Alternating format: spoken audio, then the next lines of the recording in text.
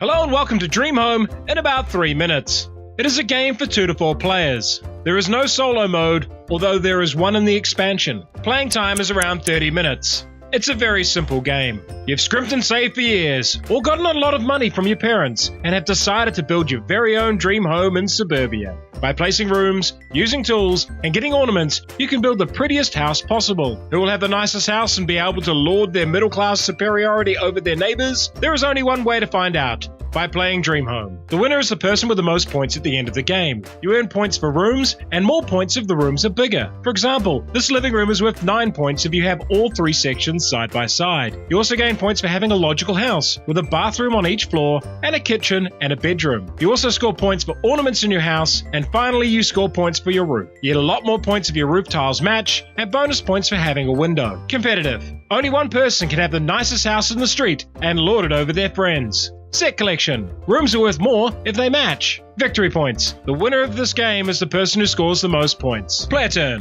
At the start of the turn, you will refill the build track with cards from the decks on the side. There will always be rooms in the bottom row, and the top row will contain a mixture of roof tiles, bonus cards that will help you out, or ornaments to improve rooms. The first player gets the first choice and collects cards from one row, taking both the top card and the bottom card. If you select the leftmost row, you gain the first player marker and can pick first next turn. Roof cards go face down, and you cannot look at them again. So remember what you picked. Tools can be used to modify things, and helpers can make changes at the end of the game. Then you place rooms, but there are some restrictions on where you can place them. You can always place in the 3 rows on the left of the main floor. You could not place this one here because there is no support below this room, nor here. This is a legal placement as the living room supports the playroom. Only basement rooms can be placed in the basement area, which allows you to build above them. Once you have placed your cards, refresh the track and start again until you run out of cards. That's the end of the game. Why would you like this game? Dream Home is a very simple game and is a perfect gateway game for new players. It has easy to learn rules, a theme that is incredibly accessible, and plays in a short time. There's enough decision making that it feels like a real game while still being playable by very inexperienced players. Visually, it's nice to look at and has some good variety of content within the game, which could help with replayability. The single best thing about the game is the scoring system. It's logical, it's simple, and it reinforces the theme. However, Dream Home is a simple game, and expecting it to be more than it is may disappoint some players. If your idea of a perfect game is Caverna or Twilight Imperium, it may not be for you. And I also suspect that based on its simplicity, that players may quickly tire of the game with repeated plays. For another great gateway game with an urban theme, I recommend Between Two Cities. And for another game about building rooms, but with a lot more complexity and depth, I recommend Castles of Mad King Ludwig. If you enjoyed this video, like it, subscribe to the channel, and check out our Patreon.